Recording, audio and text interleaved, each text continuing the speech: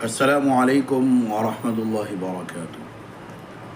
आपको मालूम होना चाहिए कि ये छुट्टी के अयाम चल रहे हैं, यानी इसमें स्कूलों और कॉलेजों की छुट्टी अनकरीब होने वाली है और बाद स्कूलों के अंदर छुट्टी हो चुकी है।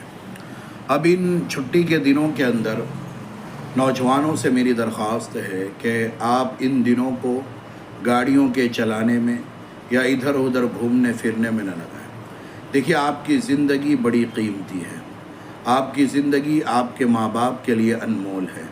आपके माँ बाप ने बड़े प्यार और मोहब्बत से बड़ी मशक्क़त झेल कर आपको नौजवान बनाया है, आपको जवानी की उम्र को पहुँचाया है।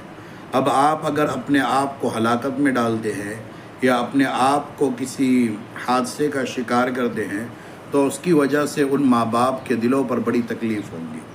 लिहाजा आप नौजवानों से मेरी गुजारिश है कि अपने घरों में रहें या मस्जिदों के अंदर जाकर उलमाए किराम के साथ बैठकर कुछ दीन की मालूमात सीखें, दीन की बातें सीखने की कोशिश करें।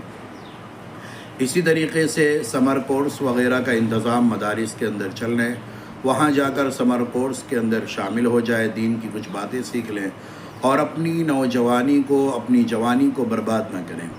याद रखें, खुदा न खास्ता अगर आप किसी हादसे के शिकार हो जाते हैं तो आपके माँ बाप को इससे बड़ी तकलीफ़ होगी और वो बहुत ज़्यादा गमज़दा होंगे। सोचिए तो सही, अगर हमारे पैरों में कांटा चुभ जाए तो उस पर माँ बेचैन हो जाती है, बेकरार हो जाती है। जब तक बच्चे को सुकून न मिल जाए वो माँ रोती रहती है, तड़पती रहती है। तो याद रखें, अगर आपकी लापरवाही की वजह से अगर आपके साथ किसी तरह का कोई हादसा हो गया तो फिर आपके माँ बाप पर क्या गुजरेगी।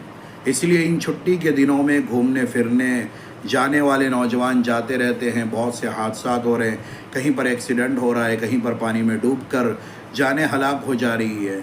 लिहाजा देखिए, चीज़ें होना ही अपनी जगह पर हैं, हादसात मुक़द्दरात में से है, लेकिन उससे अपनी हिफाजत करना ये भी अहम और ज़रूरी चीज़ है।